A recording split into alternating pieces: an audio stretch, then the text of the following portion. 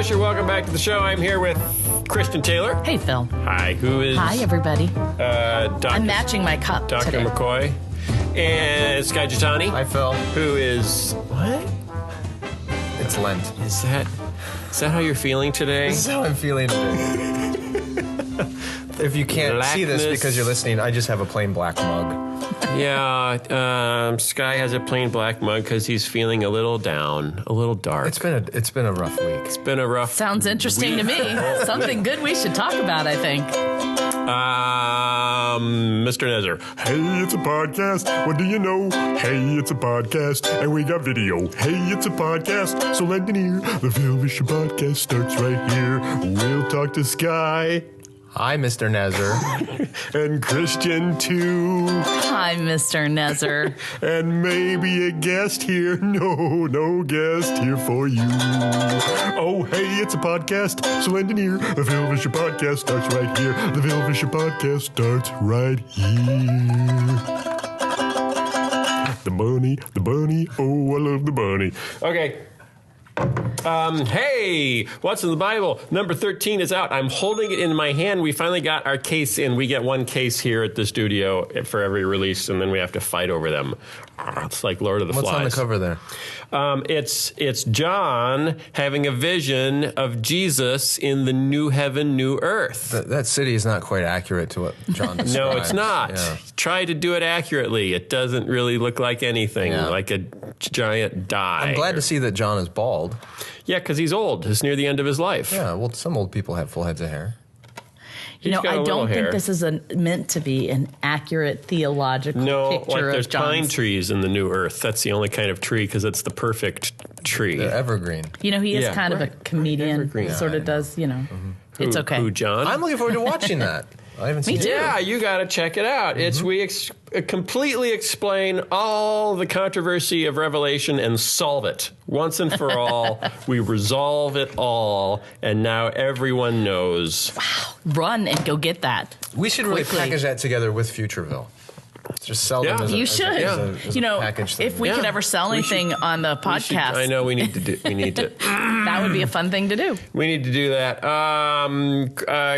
Christian says we have new names. I do. I have new names for both of you. What could you possibly mean by this? Well, have you heard about what happened at the Oscars? Different people won different awards. That is true. Yeah. But the talk of the night was the way that John Travolta pronounced Idina Menzel's name. Yeah, which I didn't see that part. Okay, you didn't see that part? He went to introduce her and said she was just wickedly talented, and he introduced her as Adele Dazeem. And everybody went. Yeah, he completely changed her name to what is her name? Her name is Idina Menzel, and I can't believe you don't know that. Who is she? She was the actress that played Elphaba in Wicked. She's been on Glee. She's an incredibly talented, and singer. She's the singer in Frozen. That does the big, let it go, let it go. The biggest song ever. Right. It's the biggest song ever. Her name is Idina Menzel, and he said Adele Dazeem. So instantly, you got it backwards. This became we couldn't figure out what he did. I think that's her Scientology name. So somebody came up with a John Travolta-sized name calculator. Nice. So you put your name in there, and it tells you what John Travolta would say. So I had to write these down so that I could pronounce them correctly. Yeah. Okay. Yeah. Phil Vischer's is Paul Vischer. Mm-hmm. Paul Vischer. Paul Vischer. I can deal with that. Mine is Caitlin Tazelor. That sounds like I kind of like that. I think Tazelor sounds like a Star Wars kind of thing. It kind of does, but I think I may use that now as I was looking for a pen name, kind of screen name. I think I'm going to go with that. When you check into hotels, you can use that name. The paparazzi can find Caitlin Tazelor? Yep. Yeah, that's nice. So, but the best of all is yours, of course. Of course. Can't wait. Skye Jitani. Shut up.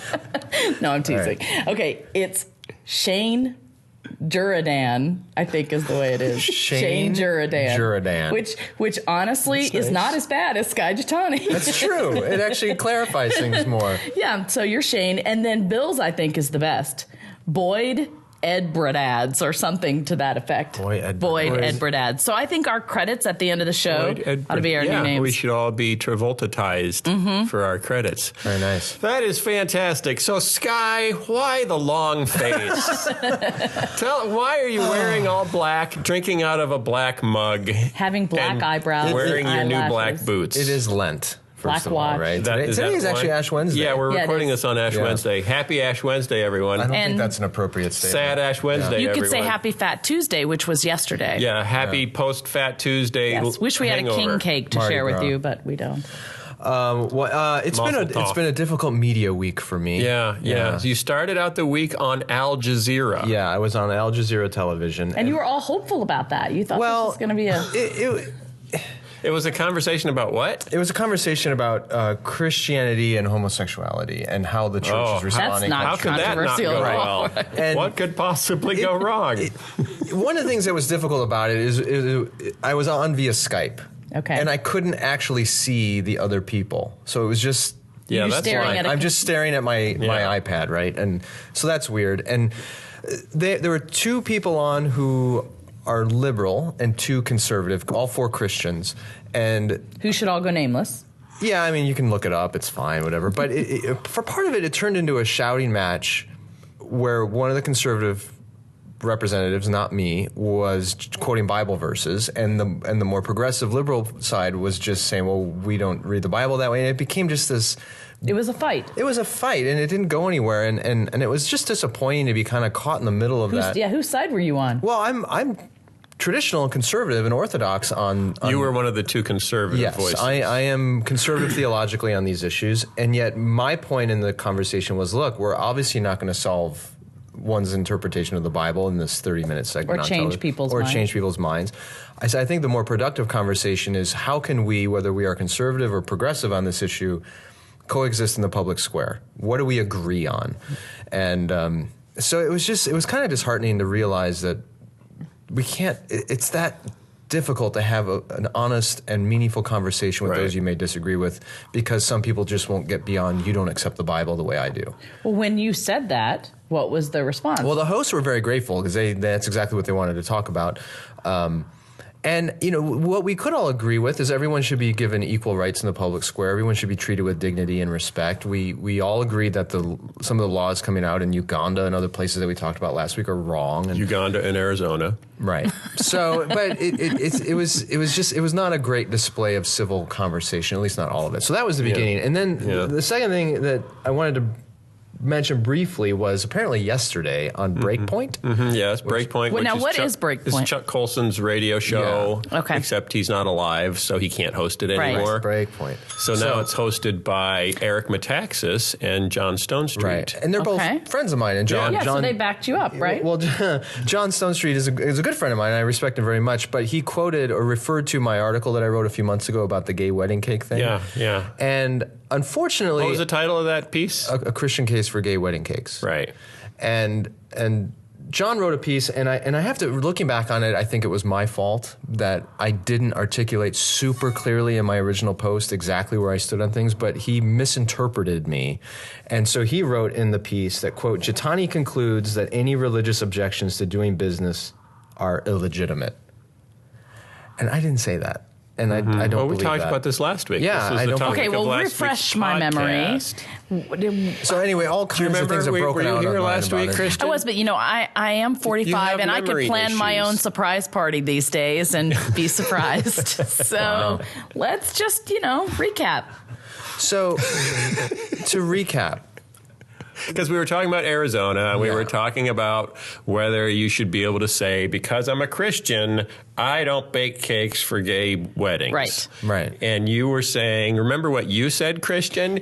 You said, well, can't you just refuse anyone's business? Shouldn't we all be able to just turn down work? And we said, yes, but not on certain grounds. Okay. Like your restaurant can't say we don't serve you because you're, Native American. Right. That's Well, and what I do against remember the law. Skye saying was, I usually don't remember what I say, but I remember what you said, and that was that they made the wrong argument in the court case, that it should be, I don't want to be forced to make a cake. I want to be able to have my artistic freedom to make whatever I want. And And Mr. Phillips, who's the baker in Colorado, his attorneys did make that case. But what the judge concluded is the cake he was being asked to make did not in any way advocate for gay marriage. It's just a cake. Right. And therefore, to refuse to make the cake is discrimination. Right. So what John writes, and John Stonestreet, he's a friend, like I said, and I don't think he intended to misrepresent me. It was my fault for not being very clear on what I said originally, but it's, unleashed all kinds of criticism on me from other people. He wrote this. Welcome to the fray. Yeah, he said, if a Christian baker refuses to serve a gay person a cupcake, he's sinning. However, that's not the same as baking a rainbow cake to celebrate gay marriage. It just isn't. I agree. That's what we talked about. That's what I talked about. Because I heard one conservative Christian in Arizona, I believe, arguing that if we don't have protections like this, the next step is that Christian bakers would be forced to bake cakes in the shape of male genitalia. Right. And that's a whole different thing. Because you can say, I don't make cakes. I don't make genitalia cakes. It's just not something that I do. And that's different than saying, I don't make cakes for people like you. Right. Or that's a whole different to say thing. That knowing what you're going to do with this cake after I make it, I'm not going to give it to you. Like you're going to go take it and go to a gay wedding with it. Right. That's different. So one of the things that's become very conflated is we've confused freedom of speech. Conflated. Is that a word? Yeah, that's a word. Oh my gosh, I learned a new word. What does that mean? It's like inflated, but different. Inflated is expand. Conflated is to put together. Right. To put two things together. Wow. So deflated is to shrink. What we've conflated is freedom of speech. Exflated is to... That can't be a word. I don't know what that is. We've conflated freedom of speech with non-discrimination. So... the government cannot tell a cake maker or a singer or an actor that you must create this kind of art, or you must photograph this, or you must make, a rainbow cake with "Hooray for Gay Marriage" on the top of it. Mm-hmm. The government can't tell you to do that. And anyone has the right to refuse to make something that they don't want to make. But you can't make a purple cake for one person and refuse to sell that same purple cake to another person because of that person's identity. If you make, in your catalog is a My Pretty Pony rainbow cake, you can't then say, I don't make rainbow cakes if someone wants the same cake for a gay marriage. Or you can't say, I won't make that cake for you because it's going to be used at a gay marriage. Right. And the complaint of the gay couple in this case, they said, so he would have made a cake for our dog, but not make a cake for our wedding. And that's, and you could have ordered the same cake and said it's for my dog's birthday party, and he would have made it. Right. And I think that's a very valid And the complaint. Second point then is... unless his dog was gay, and then, of course, that's a whole different thing. I don't even want to go there. The other piece that's different is the argument that was presented in the Colorado case is the cake maker was saying, when I bake a cake, it's the same as participating in the ceremony. And you can't make me participate in a ceremony that violates my religious beliefs. And the court said, yeah, no, that's not the same as participating in a ceremony. Right. Whereas singing at a wedding or photographing a wedding or any of the other activities you might hire somebody to do at a wedding actually requires your presence and participation. I don't believe the government should be forcing anybody to do those things. And I think it's completely justifiable for a Christian wedding photographer to say, no, I will not attend that wedding, or no, I will not create art. But is anyone arguing in such a way that would enable that distinction to be made? Yes. If the wedding cake maker has to go along and make the wedding cake, is there a chance that there would be enough distinction that the photographer would not have to go along and do the photography? Well, is anyone parsing that? I'm not sure, but the difference is you can make a wedding cake that's neutral. That's not advocating gay marriage. Right. You can't photograph a gay wedding in a way that isn't advocating gay marriage. You're just pointing a camera. How does that advocate? Well, you're creating art though. You're framing and you're developing and you're creating. It's an act of expression. On the part of the photographer. I'm not convinced any court is going to come up with that kind of distinction. I think they will. I think it's already. If they listen to him, they could. $5. Well, I don't know. We'll see what the Supreme Court rules later this year. Also say that making a cake is a form of artistic expression? Yeah, and the court didn't say he can't he has to make whatever cake they ask him to. He can still refuse to make a rainbow cake with "I support gay marriage" on the top. No one is forcing him to do that. You don't have to make a swastika cake. Right. So the question then is, well, does a photographer have to photograph a gay couple? Right. No, they don't. Mm-hmm. So, and the other... and the big distinction, I think, here that we've just gone through and kind of need to accept, because I think it's water under the bridge, is that homosexuality has been moved into the category of race and out of the category of voluntary affiliation. So it's not like being a white supremacist and saying, I don't serve white supremacists in my restaurant. It's like saying, I don't serve African Americans in my restaurant. That ship seems to have sailed. It does. And you can no longer, so basically whatever applies to race protection is going to apply to sexual orientation protection. But I do think there are a lot of people that don't believe that, wouldn't you say? Yes. And I think to a certain extent that point is moot. Okay. It's just from Move a on, legal point of view, you need to move. And anything that you would say, I can't not do that. It would be wrong for me to not do that just because that person is a Hawaiian, a Pacific Islander. It would be wrong for me not to sell her shoes.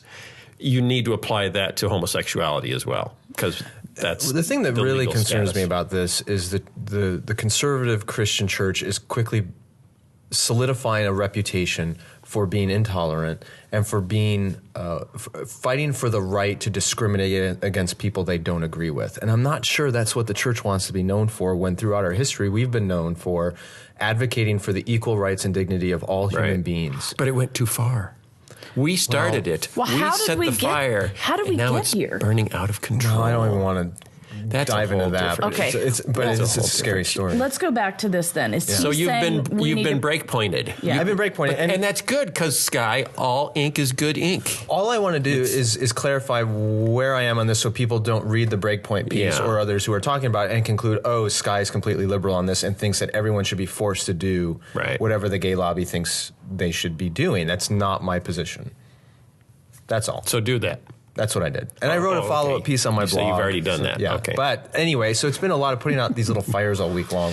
Well, we should have our friend Eric Metaxas back on the show to defend the blaspheming of my co-host. No, it's not blasphemy. Like I said, I think it was my own fault for not being clear enough in my original post. Oh, okay. However, so it was Skye's fault. It was Skye's fault. He's not clear. I like, though, how you take responsibility. And would you say you're not clear in a more liberal way or a more conservative way?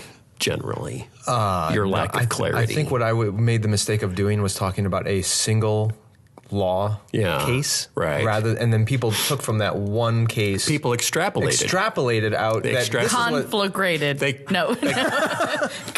What was it called? It's not con. Why is a conflagration? Isn't that like a word for a fire? A conflagration. Well, what was that word I learned that I already forgot? Conflated. That's it. Yeah. Conflated is the word you were looking for.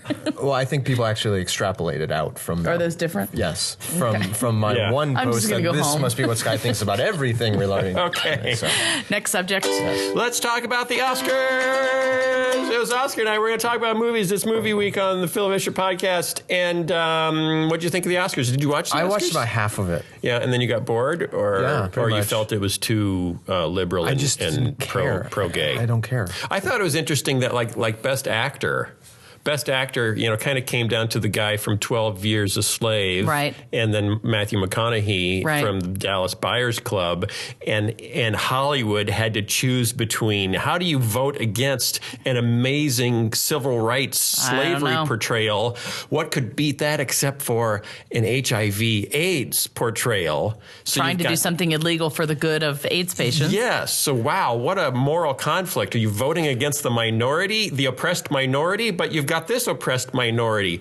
Which oppressed minority is going to win? Why don't you vote for the actor you think did the best performance? That's ridiculous. It was really ridiculous. tough. I mean, when you look at what I didn't see Dallas Buyers Club. I don't think I've seen any of the movies. When you look at the things that both actors did and had to do for their characters, I don't know how anybody chose those at all. I mean, it truly was really mind-blowing to think they did that. Don't you think, though, that Hollywood favors performances that are good performances, but also advance causes they feel deeply about. Mm-hmm. Like Harvey Milk would be a good example of Sean Penn winning for Harvey Milk. I do think there is an element of, putting those things together, but I also there's a lot that goes into it. I think sometimes they vote for somebody that's been nominated a lot that's never won. Yeah. Yeah, but do you think anyone could ever win a Best Actor award for portraying Jesus in a traditional definitely sense? not. That would never happen. Willem Dafoe portrayed Jesus in a very radical sense in Martin Scorsese's film. I think you could win for that. The Last Temptation of Christ. Yeah, Last Temptation of Christ. But like this, the guy in The Son of God, the Portuguese novella actor. Never going to happen. Not going to happen. I do have to say, I thought Ellen did a great job. Ellen did a great job. I thought she was funny and I think she's America's sweetheart. I think Ellen is America's sweetheart. She did that selfie. Yeah, I thought that was hilarious. Well, I found out, I listened on the radio today, apparently Samsung paid a lot of money. No doubt. For her to $3 million to be using that Samsung phone. Did they pay her?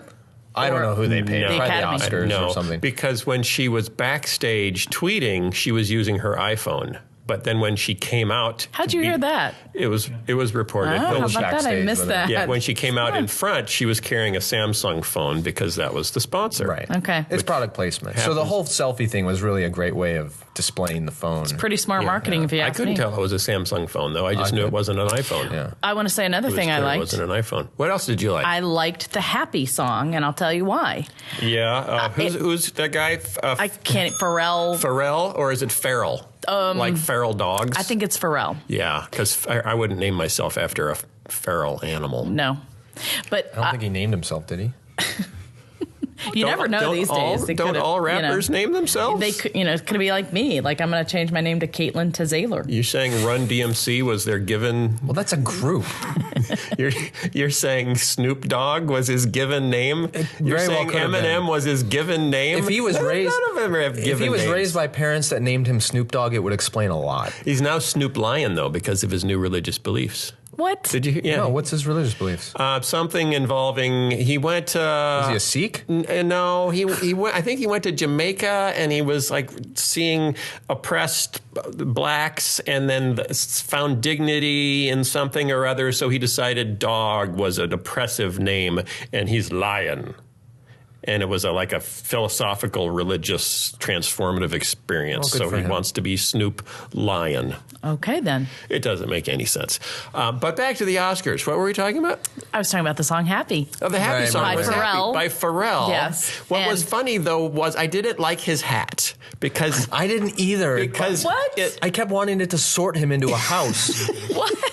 His hat was bigger than his head. I didn't even pay attention to that. You know why? Notice the size of his hat? No, because I was looking He's a tiny little person. the throwback, Yeah, that it was a happy thing. It was. It could have been Partridge Family. Everybody was dressed appropriately, and there was no super it wasn't sexual. about sexy. No, and it really was clean, and that made me happy. His shoes and his hat bothered me. Yeah, my Were they too red? They were huge. My they were wife red. My wife said he's wearing Dudley Do-Right's hat. Because it's like a Mountie hat. I did not even pay attention. You could have pulled it, I think, over his whole body, and he would have disappeared. Just or like feet under a hat, like in cartoons. Okay, I think you're prejudiced against big things, both of you. Big thing. No, I'm prejudiced against tiny people. Okay. Tiny people should not wear large hats. He could have worn a ball cap or something. All right. Okay, Lupita Nyong'o. Oh, you were able to say that. Lupita Nyong'o. Yeah. That's pretty good. Won Best Supporting Actress, Best Acceptance Speech of the Night. Yes, she said that. I did see that, and that was She did a great job. Nice. This is interesting, though. She gave Ellen DeGeneres her lip balm. Yep. Did you notice that? Yep. Okay. I want to talk about this just briefly before we talk about something most else. obscure things. Nyong'o handed off a small blue tube of Clarins Hydra Quench Moisture Replenishing Lip Balm. DeGeneres took it, saying, "Lupita's lip balm, that's worth something." And she had no idea how right she was. According to the very happy cosmetics company Clarins, Nyong'o's favorite balm, which retails for $24 a tube. I use chapstick, which is $1.99 a tube. Quickly became a star in its own right. and began flying off shelves immediately. The exchange became an instant social media hit, trending on Twitter, and the lip balm has sold out almost across the country overnight, a Clarins spokesperson said via email. The company's retail locations, other retail chains, and websites like Nordstrom's and Macy's were totally cleaned out by Monday morning. Wow. And it was never even named. It was just shown. I was going to say. A little blue tube, and within 12 hours, how did somebody find out? Sold out across the entire country. I need Sandra Bullock to be seen reading Futureville. Yeah. The Academy Awards. Yeah. That's all. Why do we care so? Why do we want so badly to be associated with stars or people we admire that we think using the same lip balm will accomplish something? Because she obviously must know something about lip balm that the rest of us haven't figured out yet. I mean, that's actually what I was going to say, that, oh my goodness, if she likes it, maybe it's really great. We always think people are experts in fields that have nothing to do with their area of expertise. What? Lip balm is such a she personal must be choice. A lip balm expert? I personally because use she won an Oscar? Yeah. L'Oreal. What? Who? L'Oreal. L'Oreal lip balm? Yeah. Well, it's not lip balm. What's it's like the matter lip with gloss. chapstick? It's dry and What's the matter sticky with- and, doesn't And glide highly across. functional. It's highly functional. I would rather just pay don't- $10 What for my does lip it gloss say- than... What does it say about our culture when a woman we've never heard of, unless you've seen the movie that not a whole lot of people have seen, wins an Oscar, gives a nice speech, and we all must have her lip balm? It says we're pretty messed up. It says marketing works and product It wasn't placement works. Well, but It was it just- shows why people will pay Yeah, so much to have their products displayed in various places. Or, Yeah. If you ever... 'Cause we Scott just- Harrison, do you know Scott Harrison? No. He's the guy who founded Charity Water. Oh, Okay. that's right. And he tells his testimony, and he used to be a club promoter or something like that in New York, and he used Yeah. to get paid thousands of dollars every month just to be seen drinking certain beverages when he was out. Yeah. Because people want to be associated with the cool kids. And it's kind of funny that, so that's... So why do you think that? Association with the cool kids. Yeah. It's Is that what you funny, think? Though, I guess. I don't know what else it could be. It's funny, though, that, the classes that are considered the most intellectual and advanced and have moved beyond, we've moved beyond superstition and religion and, oh, wait a minute, he drinks that kind of vodka? Well, that's the vodka I want to drink, that are so easily influenced. Because we're very insecure. Why are the influencers so easily influenced? Oh. And where does it start? Well, it happens just as much in the Christian community as it does in the wider. What are you talking about? I use the ESV because Tim Keller told me it was cool. Yeah, but do you know how many people have gone out and bought Star Trek mugs because you use them on the show? I have heard of no one. Although I've heard of at least 10 people that have bought ukuleles Yes, that's since true. watching the show. Well, and it's, when you write a book or you do a video series or something, you got to get endorsements. And at the end of the day, the publisher really doesn't care what the endorsement says. Yeah, They it's care who about the it name. is, who the endorser Right? is. So if you look on the back of the book and you see certain names, you go, oh, well, What if if Phil we Vischer could- endorsed this book, then I must get it. Did that what work if we for could you? get Apparently not. What if we could get Lupita Nyong'o to endorse our podcast? Or to say she finds that our podcast keeps her lips moisturized inexplicably overnight. How about the Phil Vischer podcast will keep your brain lubricated with biblical wisdom and cultural insights? Just stop with the lubricated. I don't think that we should word use that works. word. That's not a great. Sorry. That's not a great word. You're There's gonna nothing wrong with get it. called out on Breakpoint, and then. Or our Facebook page, which it does happen a lot. Because if you get called out on Breakpoint, it means Chuck Colson is looking down on you sternly. From heaven? Yeah. Why did you make two bad things, Skye Jatani? that what he sounds like? Is that your Yeah. impersonation Yeah, of Chuck I Colson? met him once. He's short. and he sounds He's like short that? like Pharrell Funny Hat. Isn't it interesting, famous people you meet in person and realize how short You're they short. are? I had that experience. Chuck with, Colson, you are short. I had that experience with David Brooks. Really? Yeah. David Brooks is short? Yeah. Shorter than you? Oh, yeah. You're not so tall. I'm 5'11". I'm not that short. I'm average. I'm very average. Okay, I guess in comparison to Phil, you don't seem so. Phil's average. taller than I am, but Not much. I'm 6 1/2 inch. Oh, well, you seem a lot taller than that. It's because of my prominent intellect. Okay. he Are wears we heels. here to discuss these silly things? What's your sorry. next story? The next thing is, this was interesting. And I noticed this. Okay, Lupita Nyong'o gave her acceptance speech, and there was a point in her acceptance speech where I winced. I went, ugh. What was that? Yeah, and simultaneously, my 16-year-old daughter said, "Well, she's not a Christian." Ooh. Interesting. Isn't that interesting? And what was this point? And I said, no, that's not what it means. She said what she wanted everybody to know was that no matter where you're from, your dreams are valid. That's like Ratatouille. Why does that make her not a Christian? It's the message of Ratatouille. And I said to my daughter, because my daughter has heard me talk about dreams so much, and that the pursuit of dreams is not biblical, that she's now associated with, if you promote dreams, you're not a Christian. Oh, you brainwashed her. And so I said, no, it doesn't mean she's not a Christian. It means she's very American. And being Is she American? She's actually Nigerian. Well, she's half Nigerian, half something else, but she went to Yale. She's a Yale grad. She's very intellectual. Aren't you automatically an American if you go to American college? Don't they give you a little badge? Because I thought she had an accent. I didn't. She has a little bit of an accent. It didn't strike me as an American accent. Right. John Mark Reynolds wrote a blog post. I just let it go. It's like, I'm not going to mention it. She's awesome. She's a role model. She's intelligent. She's articulate. It was a great acceptance speech. I'm not going to mention it. And then the next day, I see a blog post about exactly that thing. John Mark Reynolds says, nobody should be sorry Lupita Nyong'o won an Oscar, but what she said about her win is dangerous.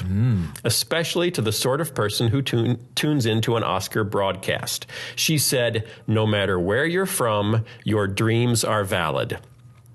And then John Mark Reynolds goes on to say, I'm not sure how a dream of all things can be valid, since being valid applies to arguments. It certainly isn't true that wherever you are from, your dreams are based on sound reasoning. In fact, I don't think I reasoned about my dreams as a young adult at all. I just had them. Some of my dreams were stupid. Being a place kicker for the Packers. Some would have been bad for others. My dream at 16 of marrying Amy Grant. And some of my dreams ended up coming true, but only when I moved them from dreams to action plans. Many of my dreams were based on false assumptions. I had football talent. Amy Grant would be interested in me if we met. Some were aspirations that were useless. My dream of being the next C.S. Lewis, quote unquote, was bad because we already have had a C.S. Lewis and do not need another one. By now, and then he goes on to kind of introspect his own critique to say, by now I've lost patience with my tiresome academic self and am mentally shouting, this excellent actor meant that no dream should be dismissed because of the neighborhood where the dreamer was born. At first this seems right, until you realize that neighborhoods often do constrain dreams. My wife is a living example that a tough start can be overcome. But in fact, her neighborhood encouraged delusional dreams. Winning the lottery is likely. Sports will be my ticket out of here. These dreams might work for 1 in 1,000 in the case of sport, or 1 in 1 billion in the case of the lottery, but only at the cost of hurting almost all other dreamers. The time spent throwing free throws could have been spent getting the skills to become a nurse, or the money spent on lottery tickets could have been invested in a college fund. That one woman won an Oscar after dreaming of doing so is wonderful, but not if most of us think we should pursue acting careers while ignoring our own relative lack of talent or the number of jobs actually available to an actor. Amen to that. I don't know. I'm actually going to defend Lupita. What? I think I think what he said at the end there was what she's arguing is that your dreams are not invalid, or your aspirations should not be dismissed simply because of where you come from. I agree with that. Yeah. I think you can just put a period, full stop. Do we really have to analyze this more? Here's the problem. The problem is in America that we think these dreams or have these dreams that we're entitled to them and that we can actually pursue them. And a lot of times we don't do what is actually attainable because we spend all of our time dreaming about things that are not attainable. And I think that's what he's saying. What do you think about his point that where you are born can actually constrain your dreams onto unhealthy tracks? That's totally valid, but I don't think that's but I don't think that's what she said. All she was saying is the simple she location. was making a sentimental statement. Exactly. So why are we writing whole blog posts about it, like analyzing it and making her into some kind of false prophet? Because it made him wince just like it made me. No, I'm not making her a false prophet. I just think we worship dreams in America, and it's an unhealthy pursuit. But and the people, okay, the class of people that most promote dream idolatry are those lucky few that had a childhood dream that came true. Sure. The Nancy Kerrigans, the two that just won the gold in ice dancing. You win an Oscar and you came from the wrong side of the tracks. It's like, yay! I mean, it's part of the American narrative. And it encourages...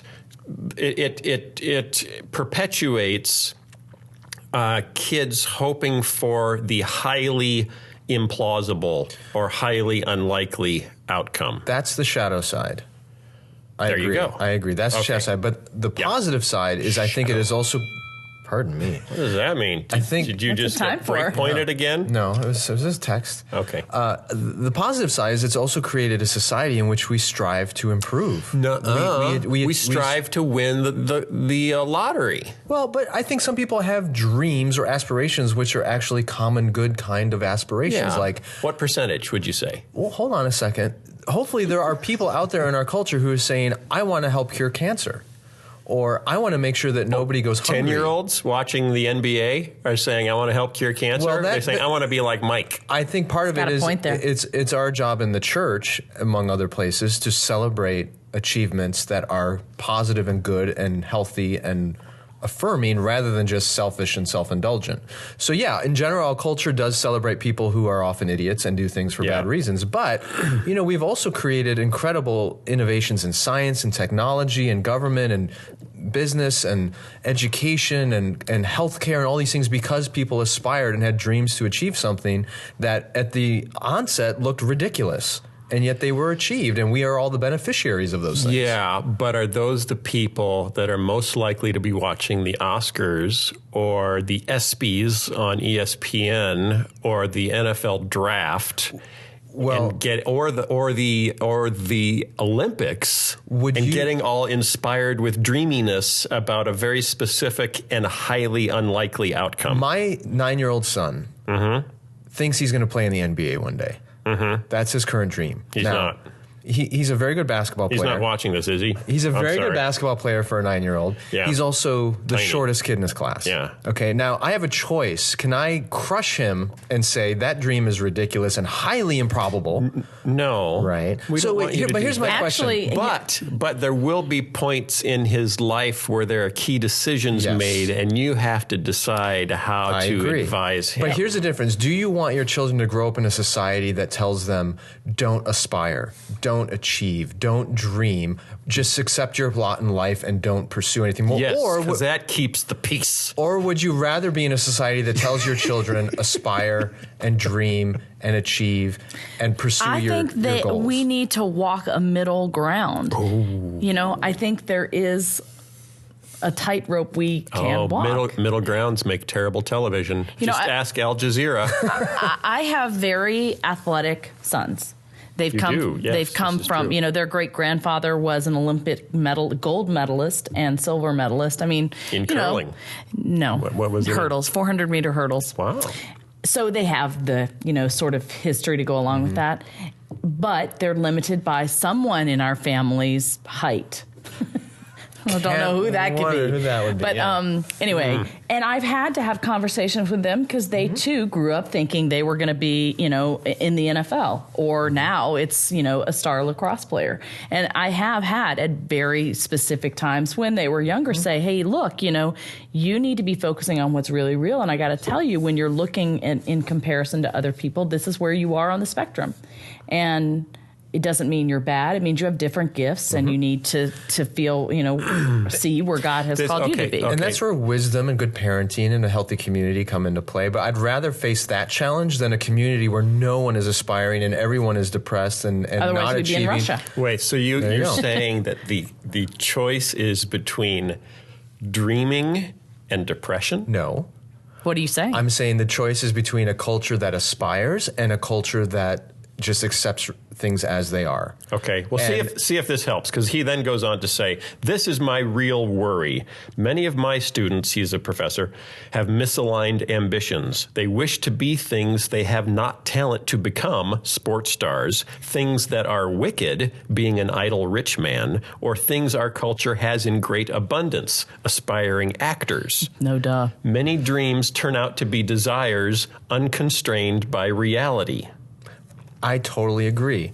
But that's How do we fix it? But that's an argument against bad dreams, not an argument against dreams. When have you ever seen in our culture broadly any sports star, Hollywood actor imply that there could be a bad dream?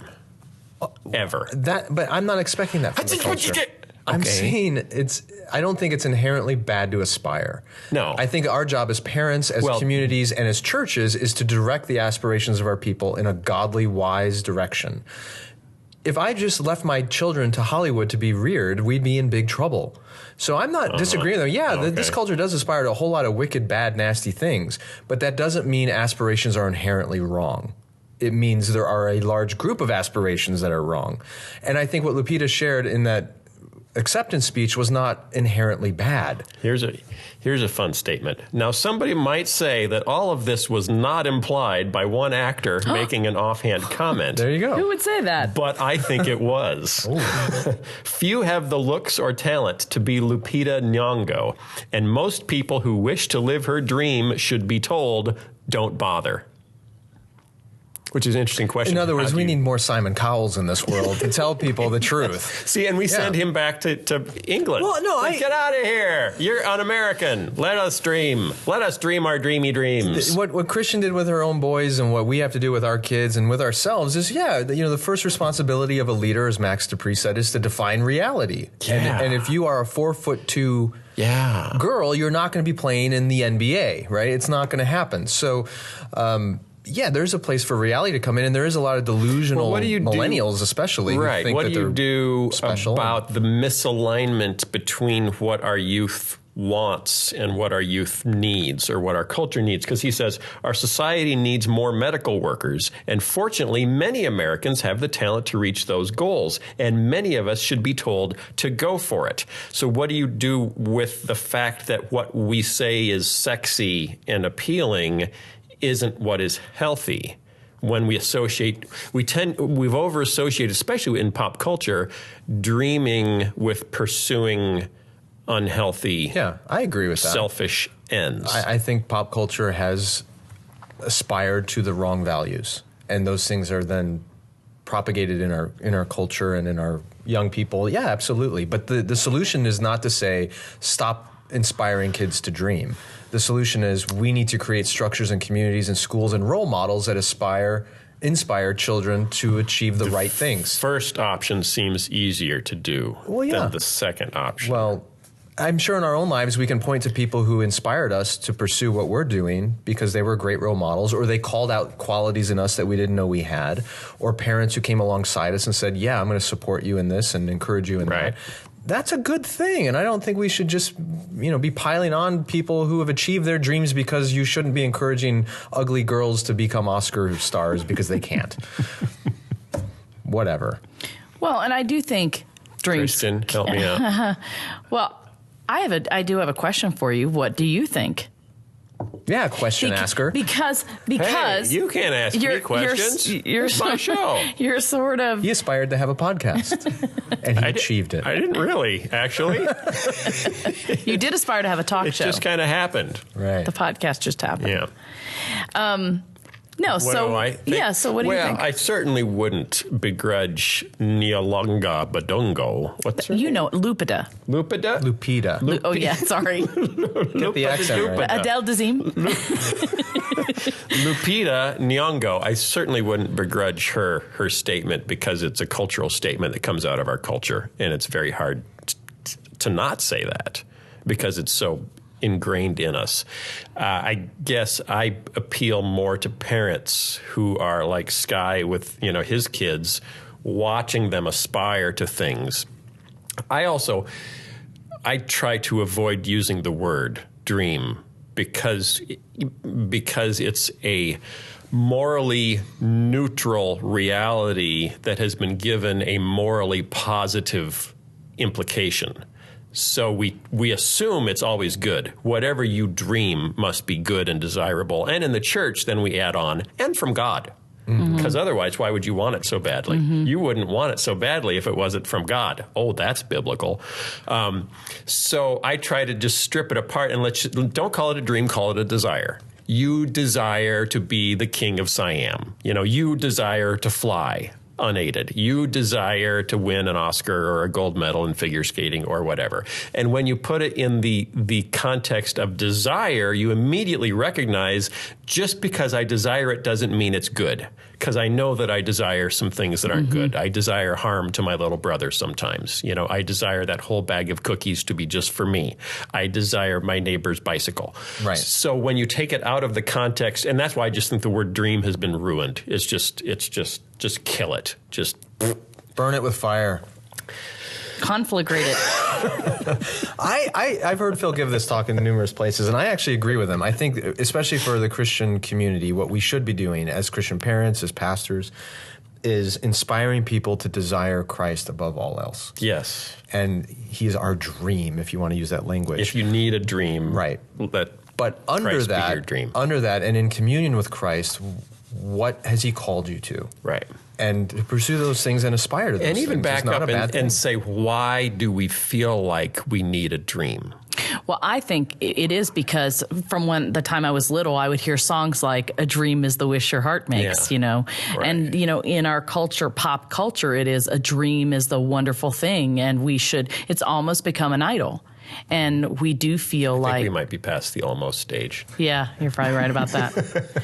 You're probably right. But I think that's a great point that, if we look at it as a desire, we can then decide really what we should do with that desire. Now you can review it morally. Right. We almost never are willing to morally review something we've called a dream because we assume it's a wonderful thing that will just improve the world and will make us happy. And we do terrible things to each other in the name of dreaming. Could we have media? Could media, I don't know, did you see the Barna research? They did movie research that they just published. No, I didn't. It was kind of interesting, kind of writing on the Oscars. And hang on, I'm pulling it up. That's for Barna. I did see Ding that for Barna. actually, and what I wondered was it didn't seem like there was anything new in there. The only thing that was interesting was they asked questions about spirituality on screen and asked people, in the past 2 years, has a movie made you think seriously about religion or spirituality? Oh, yeah, all the time. Among all Americans, only 11% said yes to that question. Among evangelicals, 17%. Among practicing Protestants, which would be, I guess, slightly bigger than evangelicals, 22%. Among other faiths, non-Christian faith, 18%. And then in the past 2 years, has a movie caused you to change something you believe about Christianity?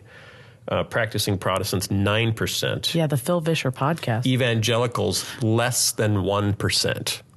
That's not surprising. Yeah. All Americans, 3%.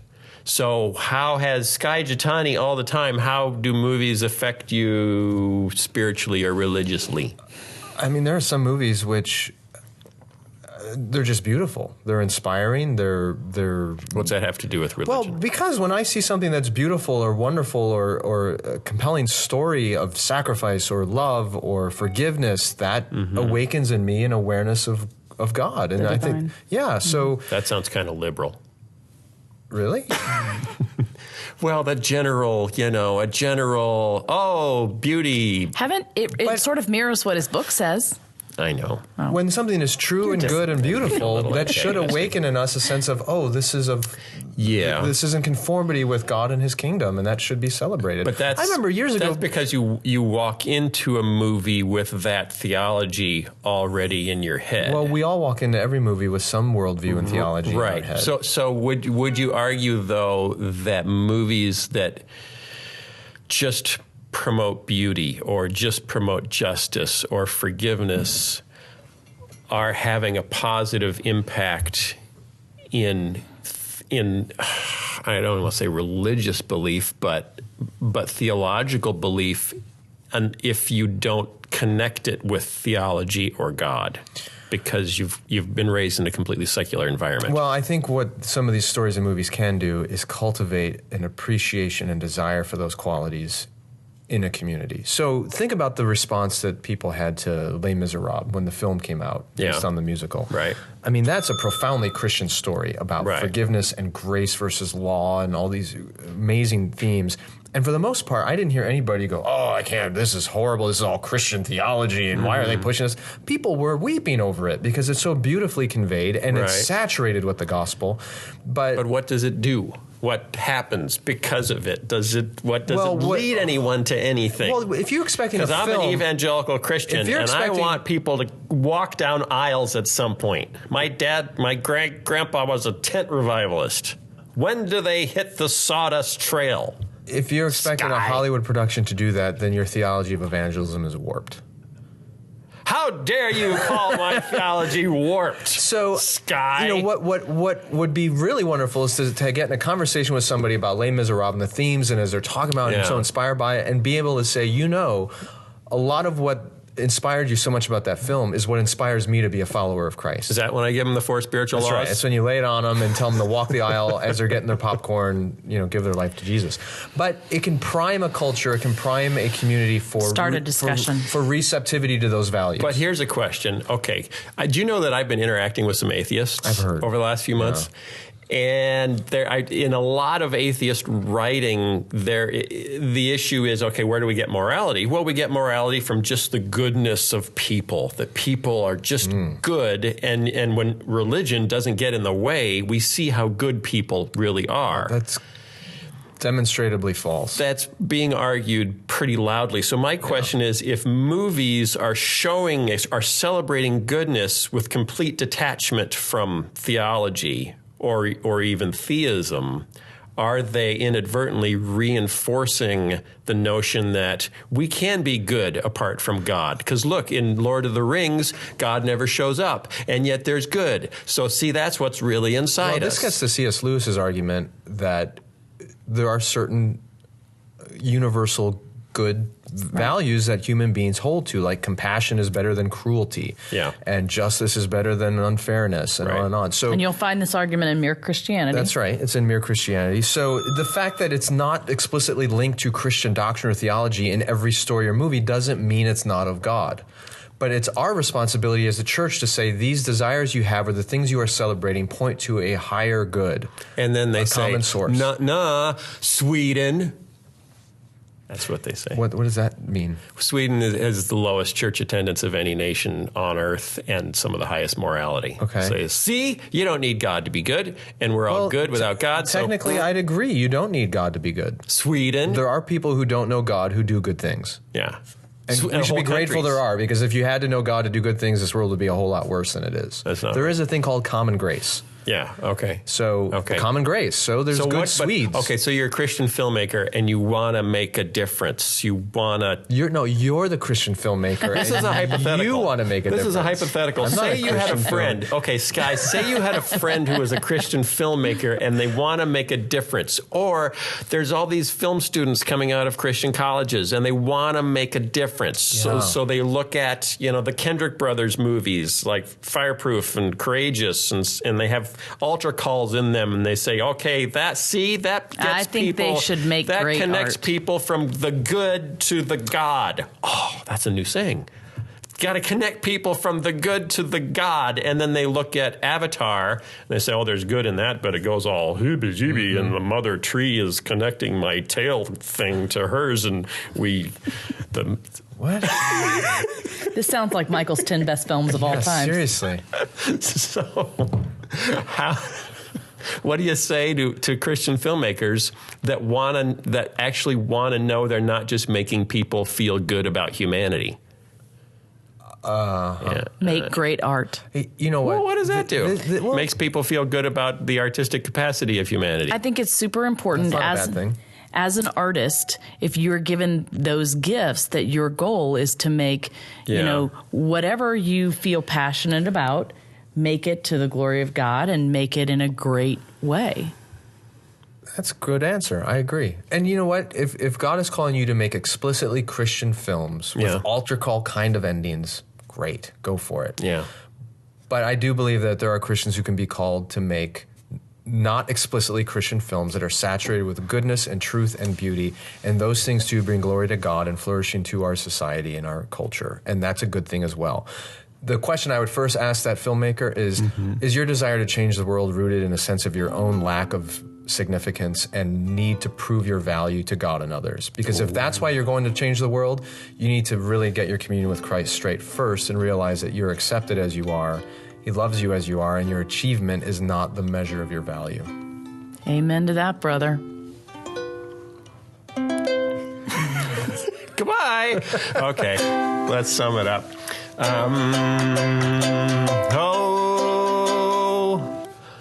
Lupita Nyong'o has some lip balm. I'm gonna buy some and give it to my mom, 'cause it's really, really popular, though it doesn't talk about God. So make a movie if you wanna. Use your medulla oblongata. It's in your brain. And it helps you make art that can help the heart of society. Hopefully point to God. He's good. God, he's good. Dang it. God. My medulla oblongata just froze up on me. I'm sorry. God, he's good, even in Sweden. I'd like to go to the Garden of Eden and make a movie that God could be in, 'cause he was walking with us before there was sin, and you could make a movie if only you had a camcorder in the Garden of Eden. Thank you. That was weird. Thank you. See you next week. There was a lot of theology in there that they can unpack next week on Breakpoint.